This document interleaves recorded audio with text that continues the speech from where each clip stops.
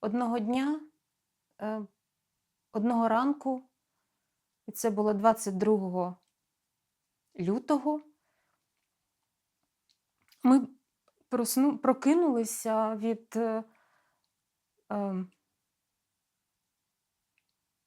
взривів і від шуму воєнних літаків. І навколо всі метушилися. Мій чоловік пробігав поряд по квартирі, сповістив мені: Юля, війна почалась.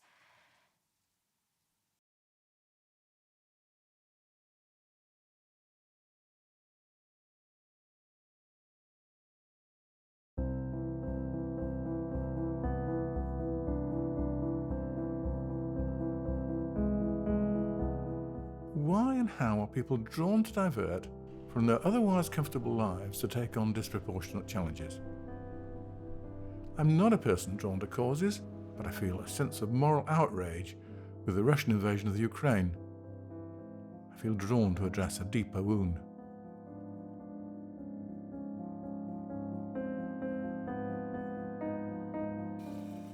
The opportunity to explore these issues comes in the form of an invitation to collect and drive a 10-year-old ex-NHS ambulance to a marshalling point in Poland. The request has come from a Ukrainian commander through the Polish Society in Leamington Spa. It's not a trip without risks. Will the ambulance break down? Will it be unable to extract wounded volunteer soldiers from the woods, enabling Russia to win through attrition? I devise a route, taking in locations of previous border changes. After the Channel Tunnel, we'll be crossing the borders into France, Belgium, Holland, Germany and Poland. We travel to the auction house where the charity's Harbin funds have been spent. From among these somewhat forlorn infrastructure stalwarts, a little past their prime, we select a vehicle hoping our judgment is sound. From now on, rather than the infirm, this ambulance will be carrying those injured on the front line. Citizens who are prepared to fight, to retain their own and the country's freedom. Bought sight unseen, every rattle, every wheeze puts us on edge. Will our journey be over even before it's begun? The first border we encounter is the natural phenomena of the English Channel. We'd later encounter another natural border as we cross the Tatra Mountains in Poland. These deterrents of physical travel allow for the emergence of regional differences, whether of ethnicity, language, or lifestyle. But while our technological advantages have enabled us to overcome these physical borders, our current challenge is dealing with the conflicts over artificial ones. The UK border serves the purpose of protecting our country. It excludes what is undesirable, whether people or products. It also enables the application of tariffs for the purpose of protecting our industries. Our journey takes us from Calais, across invisible borders through Brussels and Belgium, Eindhoven in Holland, and to Germany. After a long day of driving across 5 countries, we spend our first overnight in Dortmund. In the morning, we drive to Berlin. Мене звуть Юлія. Я з міста Херсону. Мені 47 років. Я народилася в Херсоні. Моє дитинство пройшло в моєму рідному місті. Я навчалася в Херсоні і закінчила універ також в моєму рідному місті. В дитинстві я займалася музикою, малюванням, танцями. Я люблю своє місто, воно невеличке, але комфортне для життя було.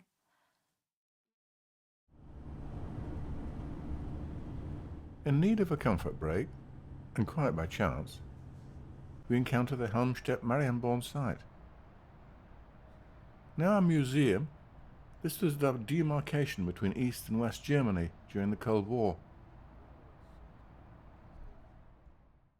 At the end of World War II, Russian forces were relentlessly pushing west. Although Germany had been the mutual enemy, there was reluctance in the West that this economic powerhouse should fall totally into Russian hands.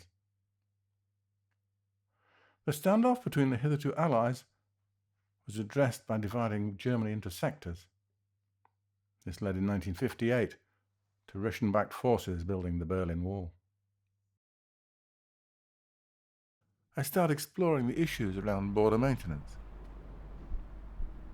Here, the Soviet regime prevented its people from leaving, and the infiltration of products and ideology that they deemed to be subversive.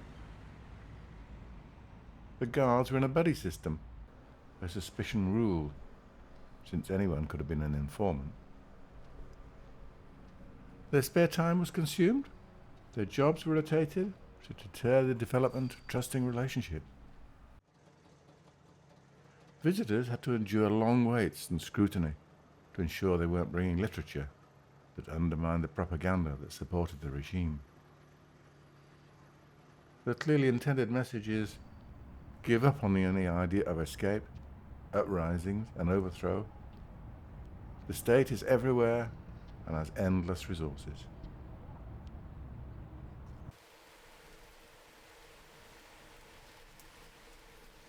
In Berlin, we encounter the preserved Hohenschönhausen political prison that was active between 1951 and 1989.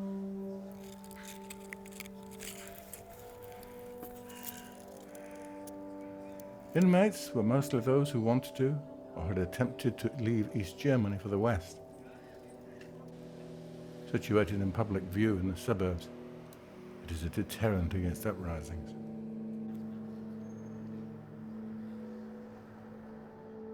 The dreaded, ever-present East German secret police, the Stasi, developed and used a deliberate process to psychologically destabilize those who might initiate an uprising. Referred to as Ersetzung, the process used information from collaborators to decompose the target's personality. Although torture and physical violence were commonly employed, casualties suffered psychological intimidation, along with sleep deprivation and total isolation. It systematically reduced the target's career progression, their standing in the community, and even with their relationships with their spouses and children. Some 5,000 casualties have been identified, often suffering long-term health implications.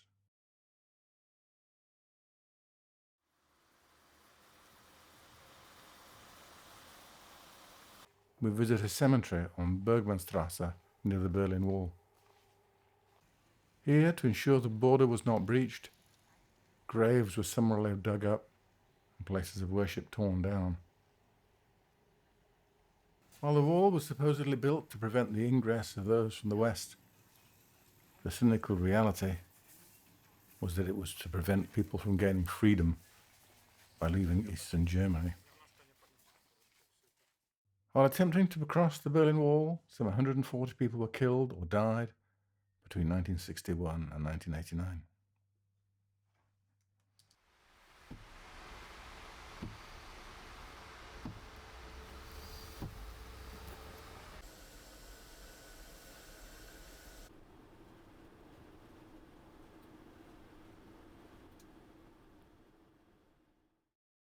Кожен день пролітали воєнні літаки. Навіть вночі, коли моя донька вкладалась спати, то вона вся тремтіла, бо цей Шум від літаків над твоїм домом це неможливо передати, як це лячно. І е,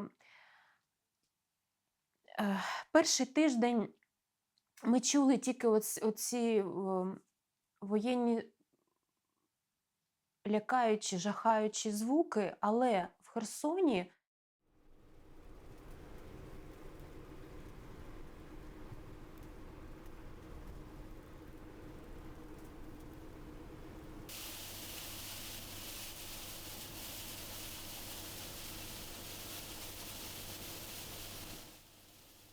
Our travels next take us to Liberec in the Czech Republic. At the town hall, there's a memorial to the local people who died in the Prague Spring Uprising of 1968.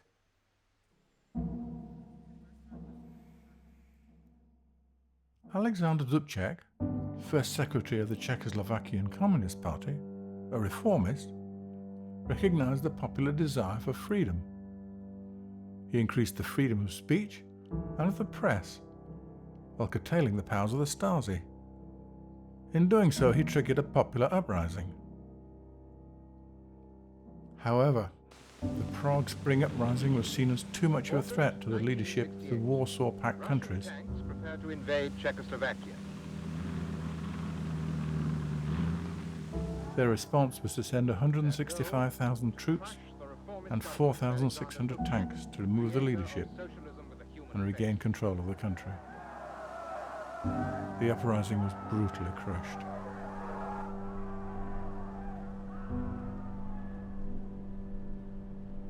The suppression of uprisings illustrates a cycle within border evolution.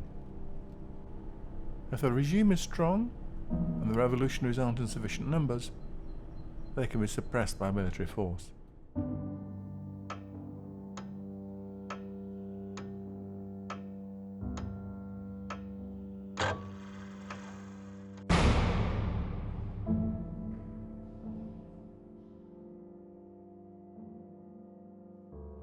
The Prague Spring Uprising resulted in 72 killed and 266 severely wounded.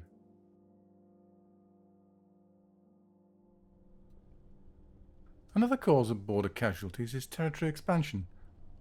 This is illustrated by a series of uprisings between 1919 and 1921 that resulted in 1,760 deaths.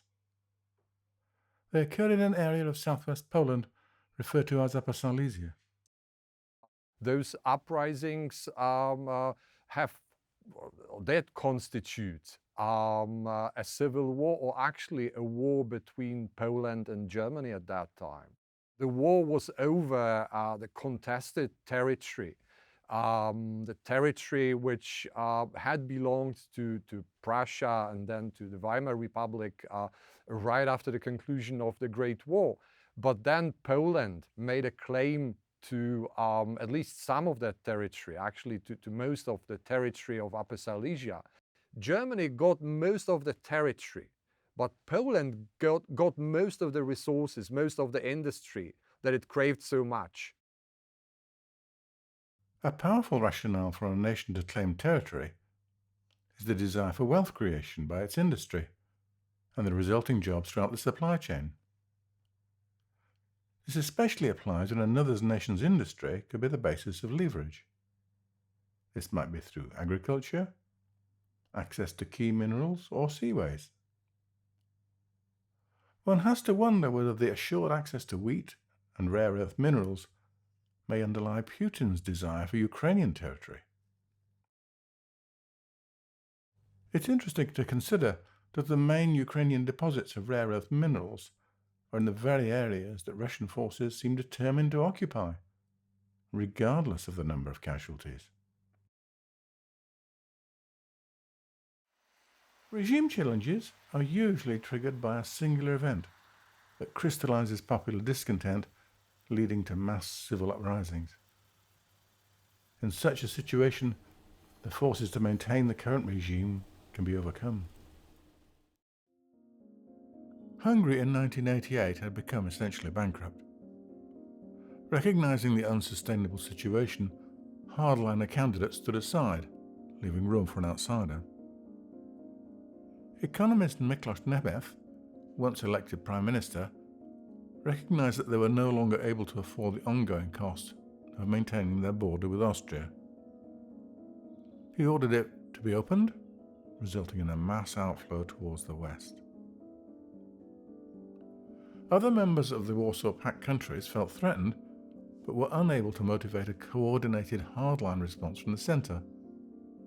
Gorbachev believed that the individual country should have more discretion over their own affairs. A column of people left Hungary and in gaining numbers headed west, eventually reaching Berlin. At the Berlin Wall, the mass pressure, inability of the Guards to raise their superiors at a weekend, and ambiguous responses from the centre led to the temporary opening of the border. Eventually, the wall fell, signalling the end of the Soviet era.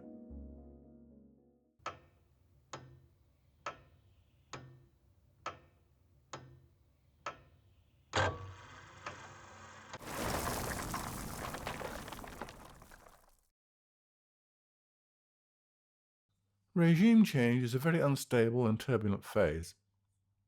When a unifying lid is lifted, different factions maneuver for power, often resulting in civil war. For recent examples, we only need to consider the events arising from the breakup of Yugoslavia and the downfall of Assad in Syria.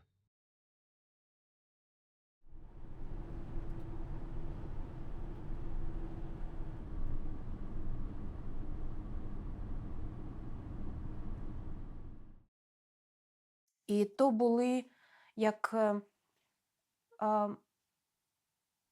місцеві воєнні, так би мовити, організації. Наші хлопці намагалися дати відсіч, але вони гинули просто. Вони просто гинули, бо проти танків, проти якихось серйозних орудій, автомат – це ніщо. І багато хто загинув, були вуличні ці бої, перестрілки. Потім When uprisings lead to regime changes, the results can be partitioning of territories along either peaceful or violent paths. An alternative outcome of regime change is reunification. Here in Görlitz, a previously united city that was divided by the River Nisi under Soviet rule, was once again reunited. With the abandonment of the USSR, this border between East Germany and Poland became redundant. While it can lead to unbridled enthusiasm and celebration, it's only the beginning of the hard work of reconciliation.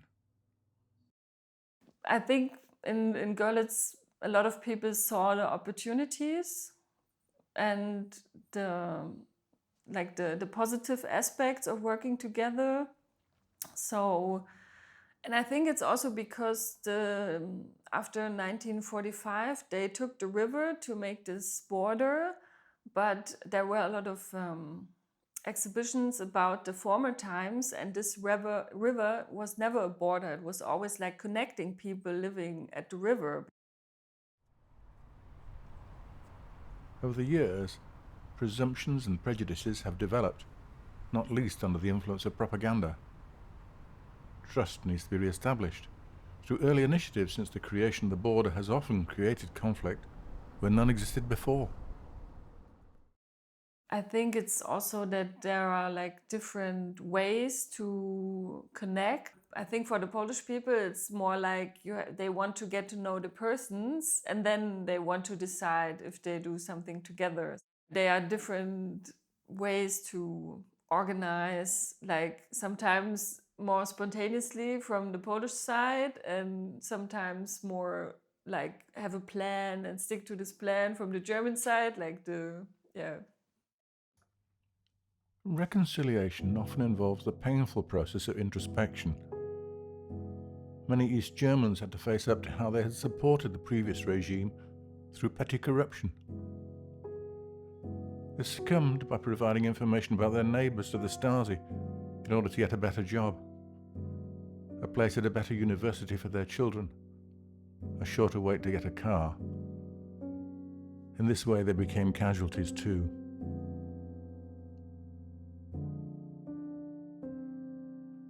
After uprising and regime change, previous divisions can be healed. Reconciliations can lead to stable outcomes if people can learn to live with each other. We have to make people realize that those borders were here, first of all. And then, and this is what's actually happening in Upper Silesia, then we can blur those borders. Then we can blur those lines and think of ourselves as a community that has no problem mixing with other communities, mixing with other neighbors, talking as partners to people who lived across or who still live across one of those phantom borders. And this is actually happening. The people over in Sosnowiec have come up with this idea of taming those differences, of somehow softening those differences by issuing fake passports for all the foreigners from Upper Silesia or from other parts of Poland entering their territory. So they deliberately embrace the past, the fact that there was a border there, and some people still remember the border when they cross it, and they try to turn it into a story that can be used for promoting their own place, but also for promoting collaboration, for promoting contacts and partnerships with those regions and those areas and those towns and cities that used to be antagonistic in a sense. The social and economic cost of dismantling a border can be daunting. In Görlitz, the local coal and steel industries were hopelessly uncompetitive and closed with the ending of Soviet subsidies. The result was structural unemployment and mass relocations, leaving the city infrastructure too large for the size of the population it served. Even long after borders have been abandoned, persistent economic casualties are still evident. Consider West and East Germany, 35 years after reunification. In the East, overall unemployment is still higher and wages lower, despite enormous investment in modernization by the West. Reconciliation is possible, but is unstable, can easily lead to reversion. In the case of Görlitz, it is for refugee control.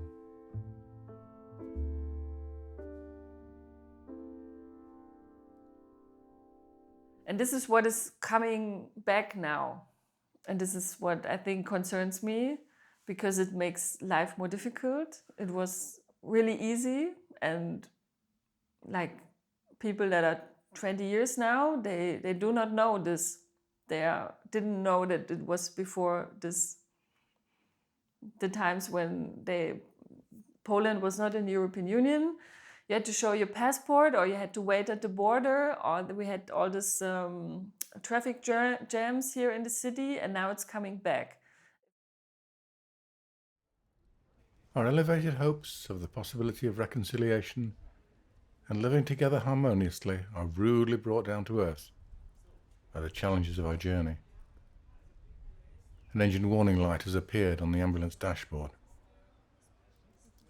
We've become acutely aware of the implications of a breakdown halfway across Europe. We poke around checking the obvious, but nothing seems to be out of the ordinary. We restart the engine, and as mysteriously as it appeared, the fault indication disappears. We drive on with a heightened sense of trepidation.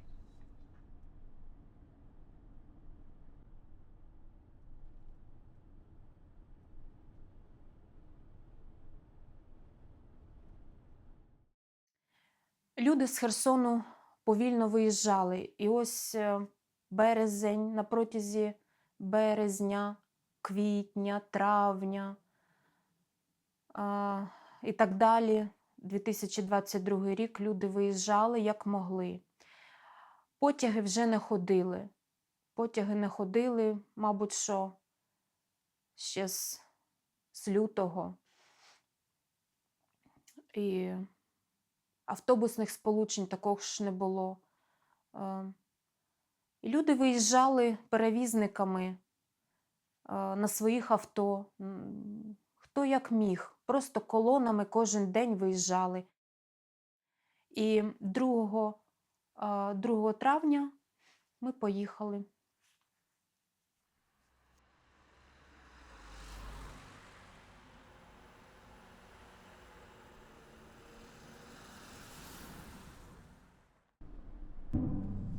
We travel on to Katowice. This is the site of the historic Upper Silesian uprisings of 1919 to 1921 that we referred to earlier. The conflict led to a plebiscite or vote, resulting in the partitioning of the territory.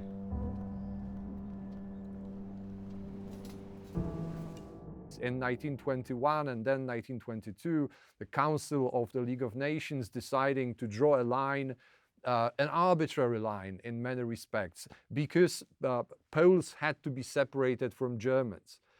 There was no question of separating Poles from Germans because those people did not see, they did not experience those polarities on the ground level. So the divisions and the mutually exclusive identifications were one of the consequences of drawing the border and establishing the border in Upper Silesia rather than the other way around. When you look at the German part of Upper Silesia after the partitioning, it's really difficult to talk about a Polish minority on the German side. Most of them were offered a choice to leave and cross the border and go to the Polish side, but many of them refused.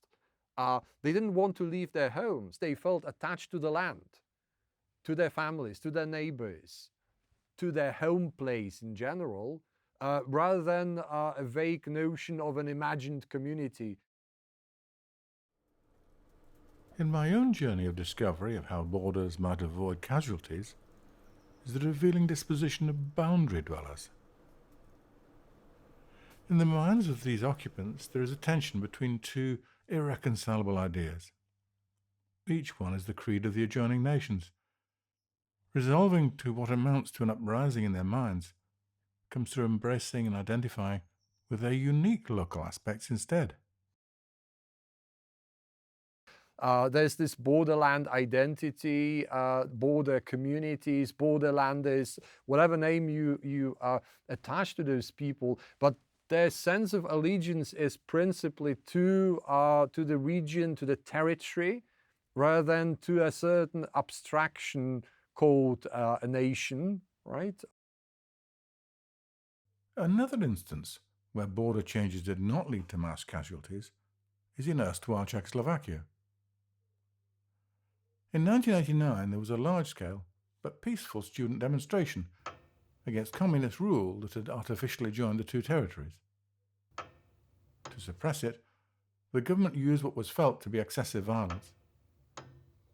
This led to widespread civil uprisings in what became referred to as the Velvet Revolution. Although this led to the end of communist rule, addressing the respective priorities of its peoples was difficult. The mostly atheist Czechs had a long history of coexistence with Germanic peoples. By contrast, the mostly Catholic Slovaks had inherited a rich folk culture from their neighbours Hungary and Poland. The underlying impasse was resolved through the peaceful partitioning of the territory into two separate countries, each with their own government.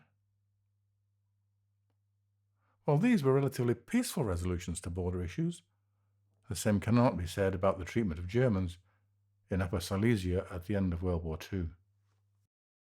Hundreds of thousands of people are removed from the contested territory, which after the Second World War became Polish territory. People of German origins, or identifying as Germans, or simply speaking German as their first language, and they were removed from Upper Silesia. Most of them were forced to leave for Germany, either East Germany or West Germany. About 30,000 Upper Silesians were removed from their homes and transported to various regions of the Soviet Union at that time. Some of them were actually kept here because they were valuable workforce. They were the only ones who could work in the mines, who could operate machinery, which was completely alien to the Soviets who came over. They were transported to the Donbas region, for example. Earlier in our journey, we encountered evidence of the casualties of other forced migrations at the end of World War II. At the Marienfelder Refugee Center in Berlin, between 1949 and 1990, around 4 million people left East Germany for the West. Some 1.35 million people passed through this reception center, where they received food and housing. Many had left with only what they could carry in a single suitcase, leaving their community, family, and loved ones in the hope of making a new life of freedom in Western Germany.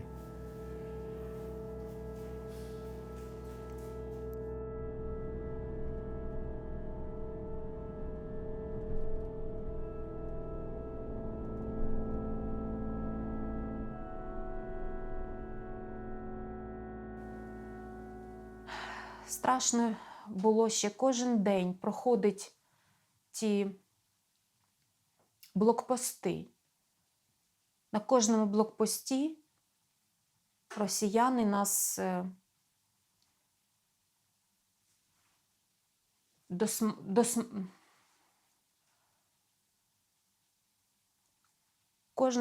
Кожний блокпост був також дуже жахливим це переживати, бо було дуже страшно за дітей. Мені було дуже страшно за мою доньку, бо їй тоді було 15 років. А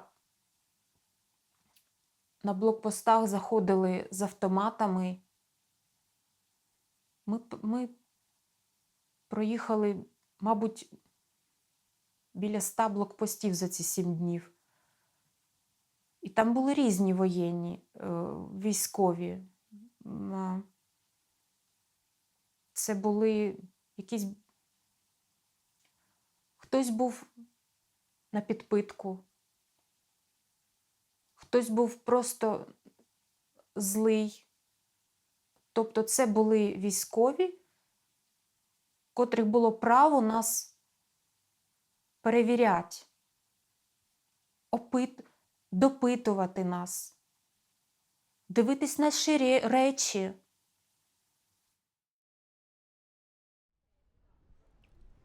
It's day 6. The warning light on the ambulance dashboard in Görlitz has left us all feeling precarious. Yet I'm mindful that we must keep moving, as the reception team at the marshalling centre in Ajax has only limited availability. Will the ambulance make it through the most demanding part of the journey, over the Tatra Mountains?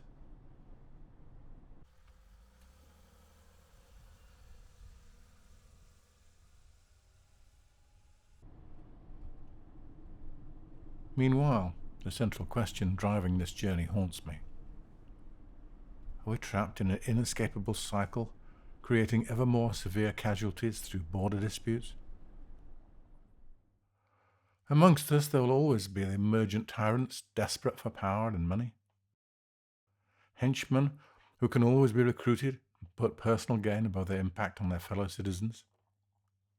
There will always be citizens who are susceptible to simple promises that have underlying impacts on their freedoms.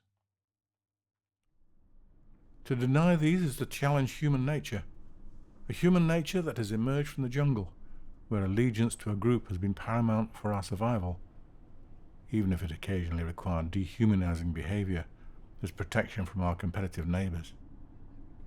But in a global, highly interdependent world, will those aspects that we were dependent on for our very survival precipitate our downfall as a species? A changing world means that uprisings will be inevitable. But how do we accommodate such changes without our indigenous behaviours leading to Armageddon? How can we accommodate uprisings without them being hijacked by others for their own personal gain? The instances of peaceful partitioning that we have encountered suggest that peaceful change can occur, but they're unusual. Do they require specific individual behaviours? Or are there aspects of our systems that need to be addressed? There is this narrative that you can change something in your life if you are strong enough, if you work hard enough. But actually, in my opinion, it's not how it works. You have to change the system. And people from different groups have to come together, and this is not happening anymore. It does appear that the polarisation of opinion is particularly insidious. It diverts the parties away from finding approaches with the most collective merit. Instead, it prevents listening and refutes that any proposal from the other side could have any aspect of merit. There is so much rage and anger, and that there is not so much room to fight in a good way, to talk in a grown-up way about the things, and to separate this from the person and to say, okay, we have an issue, we have a problem, we have to talk about it, and we have to talk about different solutions. But properly engaging with issues depends on having minds open to information that challenges our intuitive positions. Gaining a balanced view requires that those with legitimate alternative views should gain a hearing. Such failures of access means we potentially become casualties through manipulation. Does this apply to our emergent and poorly regulated social media platforms? When you watch one video and then get more and more stuff, or like this, the way of talking, the rhetorics, and like this, some people then feel okay if more and more people are talking about this problem or this issue or this thing, then you feel, okay, there must be something true about this, or there must be some reason why they tell me this and that. But revealing an initial stance on a topic is picked up on by the social media algorithms. They're designed to feed you with more of the same type of content to keep you loyal. Can the same criticism be levelled at television channels with a particular orientation? Can we rely on channel surfing to ensure that viewers end up with a balanced view? The more plausible alternative is that each becomes a mouthpiece for one-sided propaganda. This raises the question of the government's role in protecting democracy when it can be threatened by the interests of profit generation. Have we not seen an alarming and persistent reduction of protection in our systems? And what of reducing a population's vulnerability to simple promised outcomes through naive solutions to complex interrelated issues? Surely education has a role to play in developing the ability to reconcile changing and contrasting ideas. If we fail to address these challenges, we expose ourselves to having to accept an ongoing and potentially growing stream of casualties through conflict.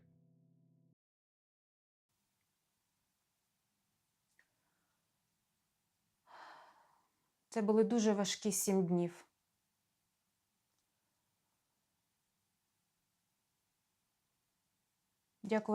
Дякуючи Богові, ми вижили. Одного разу ми навіть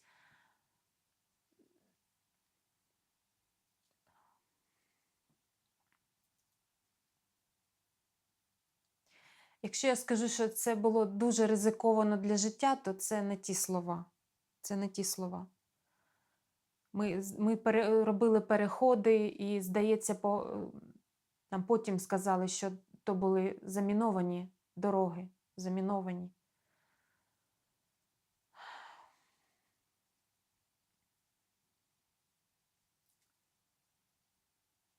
Коли ми якимось дивом доїхали до Запоріжжя, точніше, до Запорізької області, то на першому українському блокпості зайшов український військовий. І ми всі заплакали, бо то був наш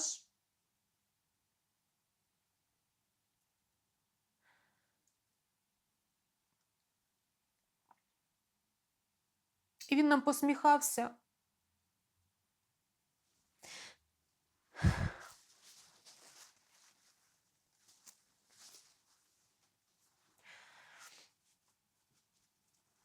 І ми зрозуміли, що ми в безпеці. І наші 2 автобуси вже чекали в Запоріжжі.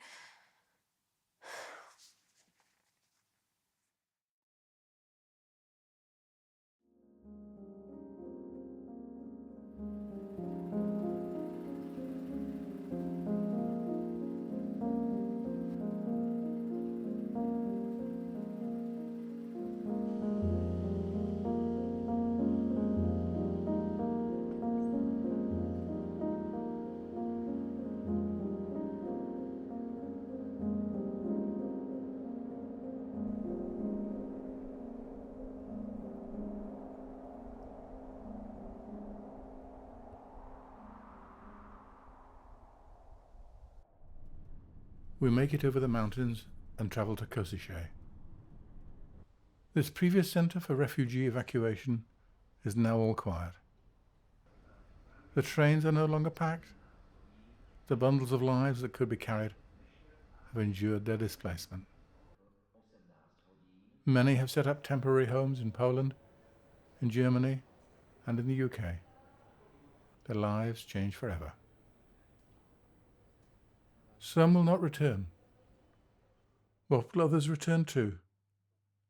The task of rebuilding is so vast. Relationships have been severed, innocence lost, the wounds endure.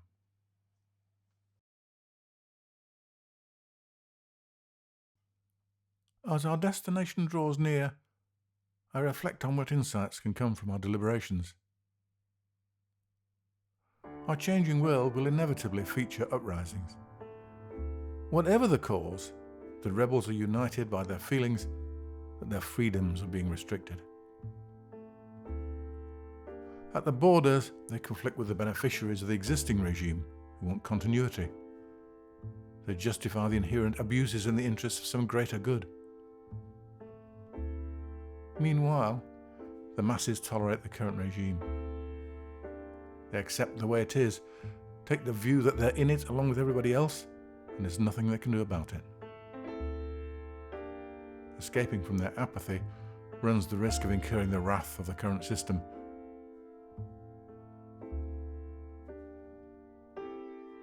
Do those living on more porous borders hold out the hope of less conflictual change? They embrace their specific regional attributes as a way of reconciling their neighbouring regimes.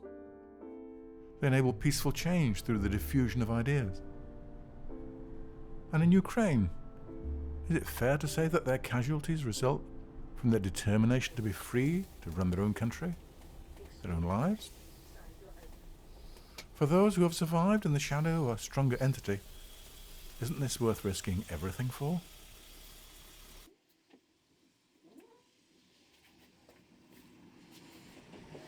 Farewell, faithful steed. I feel a relief and an achievement, but humbled by such a small gesture in light of the huge forces involved. In the end, the lasting sentiment is that it's a sign that we stand with the Ukrainians, at least as much as it is a life-saving vehicle. Oh, it's amazing. Hello, what a team. Really nice to see you. Well done. Hello. Hello. How are you? I got Stephen. Thank you. Tea is brilliant. Wow. Wow. Who made it?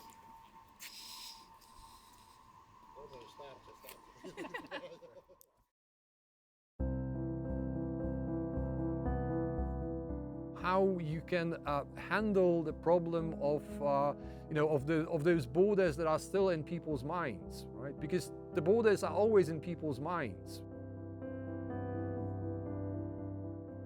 In essence, borders are where differences meet. So this comment from Jana is particularly appropriate when applied to our ideas. This river was never a border. It was always like connecting people living at the river. In our changing world, the repeat of the cycle of border evolution is probably something we have to learn to live with. However, the violence of each phase seems to be driven by the energy that originates in the polarization of opinions. Unless we control the forces that drive such polarization, our democratic system is under threat. We need to examine our education system and the control of mass and social media at the very least in this light. Like Jana, Leszek spoke about physical borders. But does this not also centrally apply when considering ideas? So there's a tendency these days, I guess, to make sense of those borders somehow, to tame them somehow, to domesticate them, to turn them into a fact that you can live with. They are no longer borders that separate you from other people who are very much like you.